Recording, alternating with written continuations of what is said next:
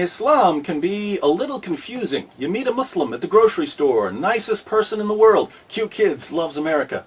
Later that day, you turn on your television and wait a minute, some other Muslim just blew up the grocery store. What's going on here? Who represents Islam? The peaceful Muslim buying tomatoes or the violent Muslim bombing tomatoes? You'd like an answer, so you open up the Quran. You read Surah 2, 256. There is no compulsion in religion.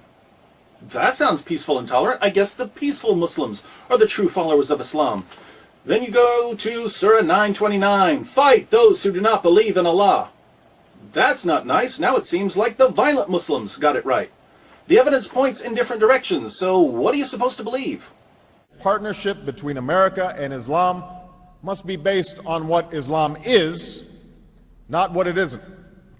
If you've ever wondered why there are both peaceful and violent passages in the Quran, if it's ever bothered you that Muslims demand religious tolerance in the West while Christians and Jews can't build churches or synagogues in Saudi Arabia, if you've never quite grasped why organizations like CARE or ISNA claim that Islam is a religion of peace while they support terrorism behind the scenes, welcome to the most important video you'll ever watch. You can't understand Islam in the world today without understanding one essential fact.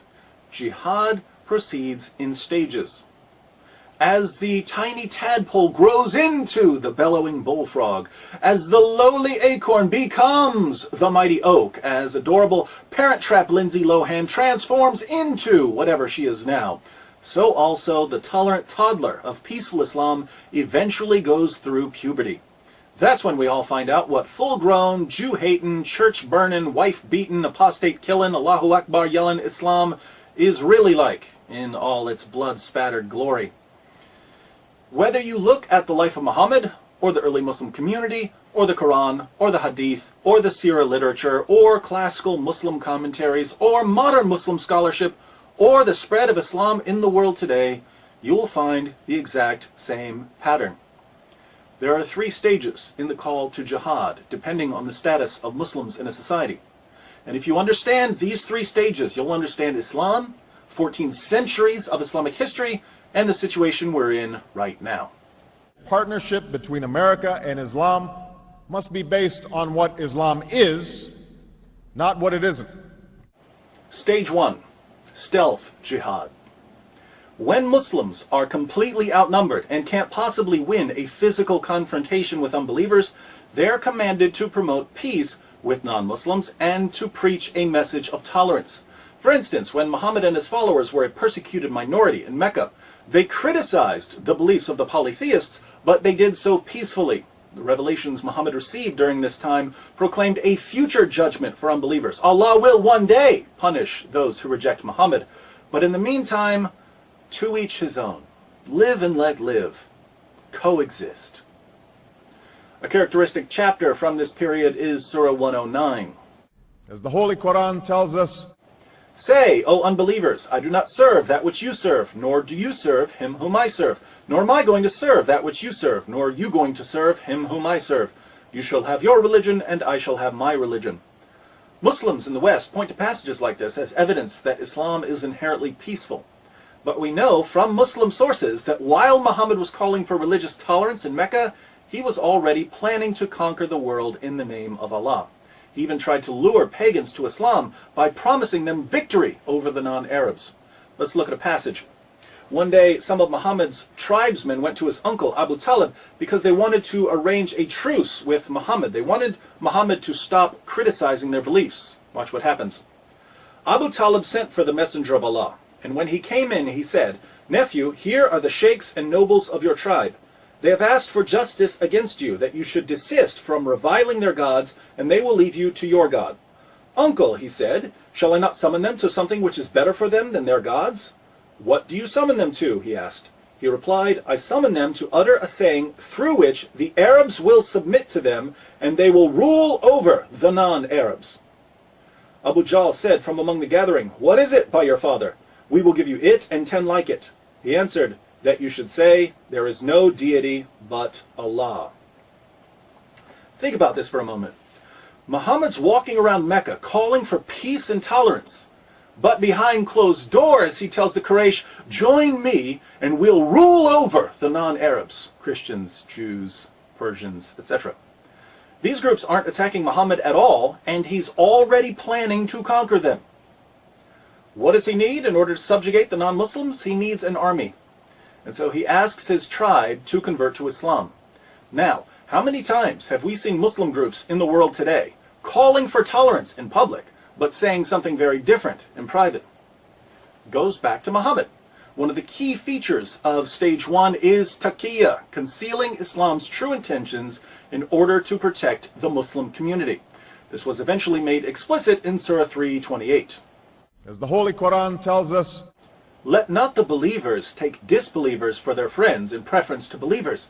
Whoso doeth that hath no connection with Allah, unless it be that ye but guard yourselves against them, taking, as it were, security.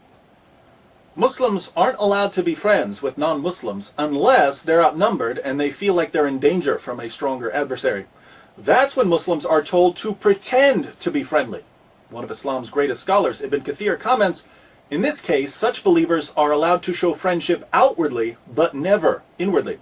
Abu Darda, one of Muhammad's companions, put it this way, we smile in the face of some people, although our hearts curse them. Assalamu alaikum. Another key feature of stage 1 is victim status. Muslims like to pretend that Muhammad and his followers were persecuted in Mecca simply because they were Muslims. Total nonsense. They were persecuted for antagonizing the Meccans by mocking their beliefs. We read in At-Tabari, the Messenger of Allah proclaimed Allah's message openly and declared Islam publicly to his fellow tribesmen. When he did so, they did not withdraw from him or reject him in any way until he spoke of their gods and denounced them. When he did this, they took exception to it and united in opposition and hostility to him, except for those of them whom Allah had protected from error by means of Islam. Notice that the pagans of Mecca had no problem with Muhammad preaching Islam. They became angry when he began attacking their beliefs, and they had to put up with quite a bit. Listen to this description of what the pagans went through in their own words. We have never seen the like of what we have endured from this man. He has derided our traditional values, abused our forefathers, reviled our religion, caused division among us, and insulted our gods. We have endured a great deal from him. Assalamu alaikum. Muhammad was condemning their beliefs and their values. He was causing division in the city. Not too extreme from a Western perspective. What's interesting is that when the people of Mecca responded in kind and mocked Islam, Muslims said, oh, they're persecuting us. What evil people attacking us because of our beliefs. Double standards. One of the goals of the stealth jihad stage is to give Islam a privileged status above other religions. But Muhammad's constant antagonism towards the Meccans did lead to actual persecution. And this persecution of the early Muslim community was the best thing that ever happened to Islam. When people heard that poor, defenseless Muslims were being mistreated, they rushed to Muhammad's aid. The Christians of Abyssinia, the Jews of Medina, and various pagan groups all agreed at one time or another to protect Muslims from the mean, bigoted Islamophobes in Mecca. Now keep in mind, Muhammad was already planning to conquer all of these people. But they didn't know that. All they knew was that Muslims were being persecuted and they wanted to help. Once Muhammad and his followers had formed enough alliances and were no longer at the mercy of the Meccans, the message of the Quran suddenly changed. Partnership between America and Islam must be based on what Islam is, not what it isn't. Stage 2. Defensive jihad. When there are enough Muslims and resources to defend the Islamic community from attacks, persecution, or criticism, Muslims are called to engage in defensive jihad, fighting unbelievers who pose a physical or intellectual threat to Islam. After the city of Yathrib, now called Medina, agreed to protect the Muslim community, Muhammad and his followers left Mecca, and they were given permission to fight. Surah 22, 39 to 40. As the Holy Quran tells us, permission to fight is given to those upon whom war is made because they are oppressed, and most surely Allah is well able to assist them. those who have been expelled from their homes without a just cause, except that they say, "Our Lord is Allah." Did you catch that? According to the Quran, Muslims were kicked out of Mecca simply because they believed in Allah. We've already seen that the Meccans had no problem with Muslims believing in Allah, or even with Muslims preaching Islam. They had a problem with Muhammad mocking their religion and causing division in their city. But again, Muslims needed victim status for their protection, so I guess Allah decided to fudge history just a little. And throughout history, Islam has demonstrated through words and deeds the possibilities of religious tolerance and racial equality. Now that Muhammad had several non-Muslim groups ready to defend him, he turned to the primary tactic of stage 2, terrorism. The people of Mecca depended on the caravan trade for their survival. Anyone who had money would invest it, hoping to get back something extra to feed their families. If a caravan was robbed or didn't return, children might starve. So instead of living a peaceful life in Medina, Muhammad started attacking the Meccan caravans. Muslims launched 7 attacks against the caravans, and the Meccans never retaliated. During the 7th attack, Muslims killed a man, and they took the goods and some captives as well. The problem was that it was still the holy month when everyone agreed not to fight. Muhammad was a bit worried about this at first, but then he received Surah 2:17. As the Holy Quran tells us, "They question thee, O Muhammad, with regard to warfare in the sacred month. Say, warfare therein is a great transgression, but to turn men from the way of Allah, and to disbelieve in Him and in the inviolable place of worship, and to expel His people thence, is a greater transgression with Allah, for persecution is worse than killing." Persecution is worse than killing. Yes, we killed a man during the holy month when there was a universal agreement not to fight, but you persecuted us, and that's worse. So don't you dare judge us. The Meccans had been trying to avoid war, but it was clear that the Muslims weren't going to stop attacking the caravans, and that Meccan trade and the livelihood of the city would never be safe. So the pagan tribes sent an army to protect the next caravan. Muslims attacked and defeated the Meccans at what became known as the Battle of Badr. Notice that the first real battle between Muslims and non-Muslims was a result of non-Muslims trying to protect themselves from Muslims terrorizing their trade routes. Islam has a proud tradition of tolerance. It didn't take long for Muhammad's protectors to realize that they had been duped.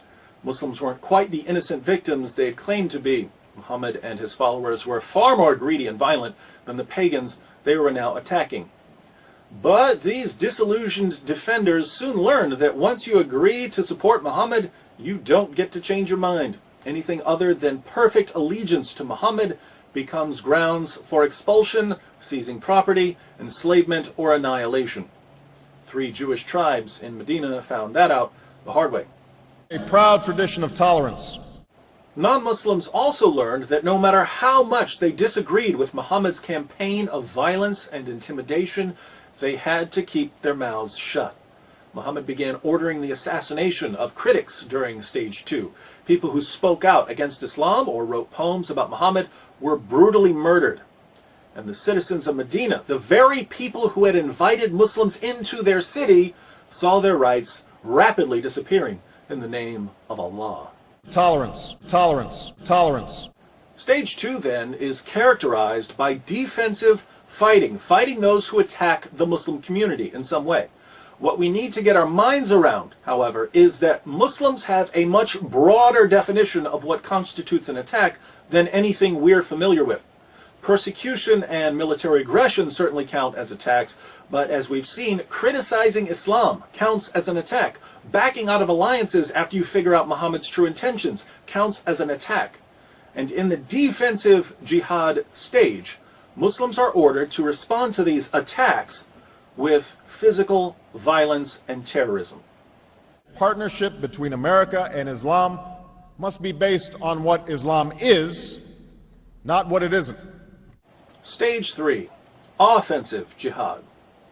When Muslims establish a majority and achieve political power in an area, they are commanded to begin offensive jihad. Once Mecca and Arabia were under Muhammad's control, the message of the Quran changed yet again. Suddenly, Muslims weren't just told to fight against aggressors. They were commanded to fight non-Muslims simply for being non-Muslims. As the Holy Quran tells us, O Prophet, strive hard against the unbelievers and the hypocrites, and be unyielding to them.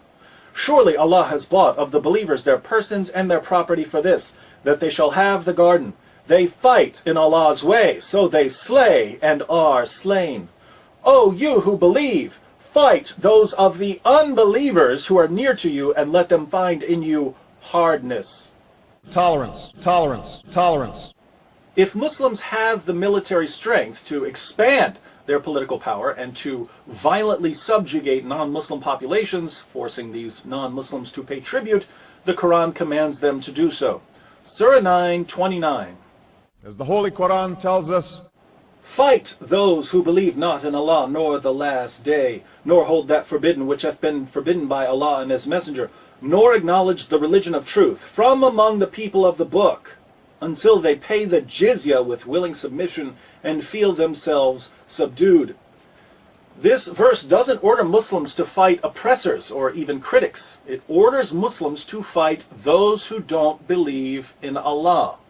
tolerance, Tolerance, tolerance, tolerance, tolerance, tolerance, tolerance.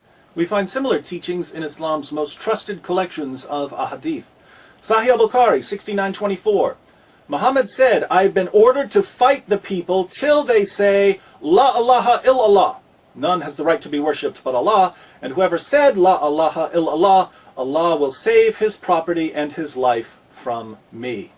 tolerance, religious tolerance, tolerance, religious tolerance. Sahih Muslim, number 30. Muhammad said, I've been commanded to fight against people so long as they do not declare that there is no God but Allah. Muhammad didn't say, I've been commanded to fight people until they stop persecuting us. That would be stage 2. It's stage 3. And the same guy who complained just a few years earlier that people were persecuting him because of his beliefs now says he's been commanded to fight people based on what they believe. Total hypocrisy. Religious tolerance, religious tolerance, religious tolerance. In the offensive jihad stage, Muslims can also expel Christians and Jews from lands they've been living in for centuries in order to keep certain areas that are important to the Muslim community pure. Areas such as Arabia. In Sahih Muslim 43:66, Muhammad says, I will expel the Jews and Christians from the Arabian Peninsula and will not leave any but Muslims.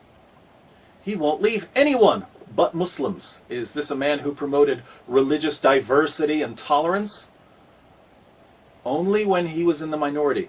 As soon as Muslims had control of the government, diversity and tolerance went out the window, along with the Jews and Christians.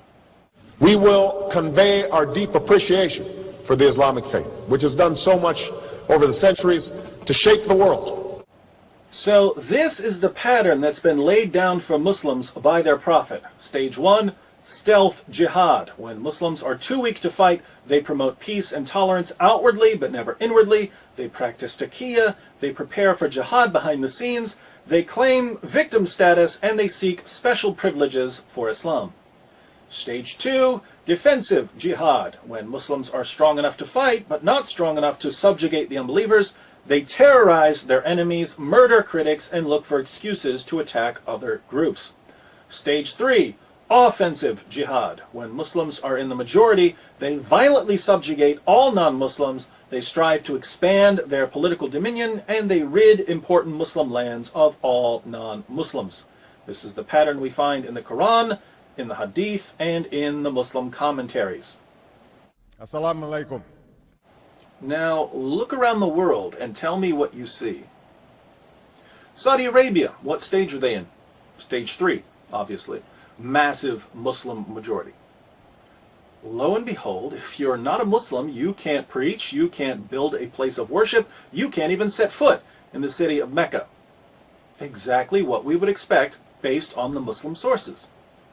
Certain places in Africa, and I'd say some areas of Europe, are in stage 2. Muslims have enough fighters and resources and alliances to fight defensively. And what do? We see terrorism. We see churches being burned to the ground or blown up in Nigeria and Ethiopia. We see no-go zones forming and critics of Islam being killed, even in Europe. Again, exactly what we would expect based on the Muslim sources. Here in America, where Muslims form a small minority of the population, what stage are we in? Stage 1. What's Islam all about, according to American Muslims? It's all about peace and tolerance. Muslims just want to be like everyone else, but racist hate mongers are attacking them because of their beliefs.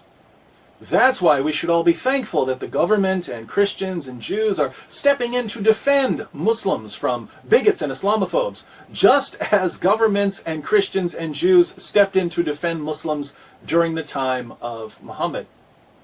And I consider it part of my responsibility as President of the United States to fight against negative stereotypes of Islam wherever they appear.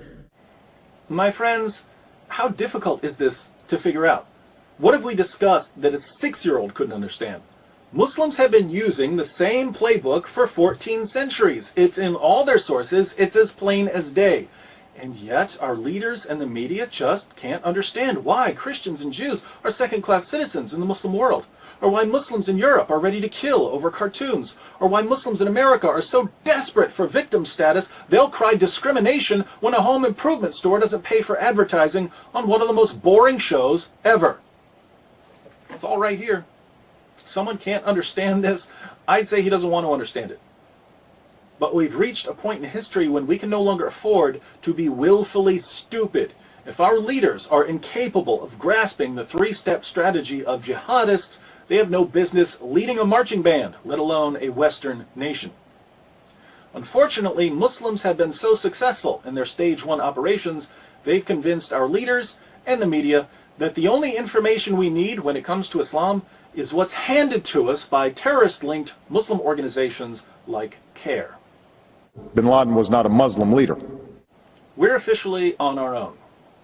If we want to popularize this information, we'll have to do it ourselves. Sending this video to everyone you know would be a good start.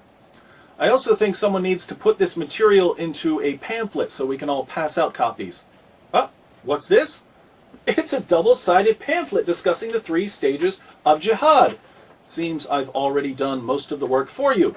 All you need to do is go to my blog, answeringmuslims.com, click on the Jihad tab at the top, and open the 3 stages of jihad PDF pamphlet file. You can print this out, fold it up, and give it to those who need to know about jihad, which is pretty much everyone. Islam's greatest ally in the West is ignorance. Jihadists can't subjugate us through physical force, so they're doing their best to subjugate our minds. The ultimate obstacle to global jihad, then, is an informed population of free people. Wouldn't you like to be an obstacle to jihad in Sharia? I know I would. In 2012, let's make a special, freedom-sized effort to educate ourselves and others about the inner workings of the jihadist machine. And let us call our project Operation Monkey Wrench.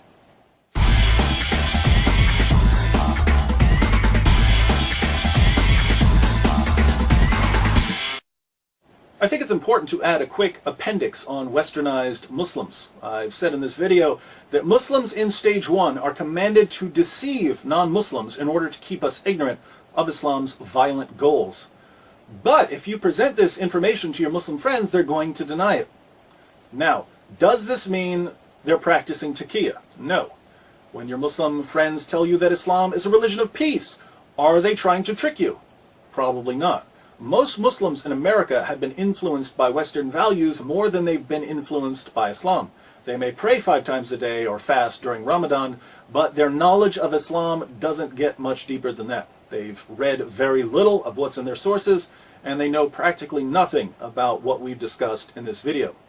So, chances are, when your Muslim friends tell you that Islam is peaceful, they really believe it. No need to accuse them of lying. Sadly, your westernized Muslim friends aren't a source of Islamic doctrine. Islamic doctrine is grounded in the Quran and the Sunnah of Muhammad, and these sources are perfectly clear when it comes to jihad. So I think we need to add another stage to our 3 stages. Stage 0, the totally clueless about jihad stage.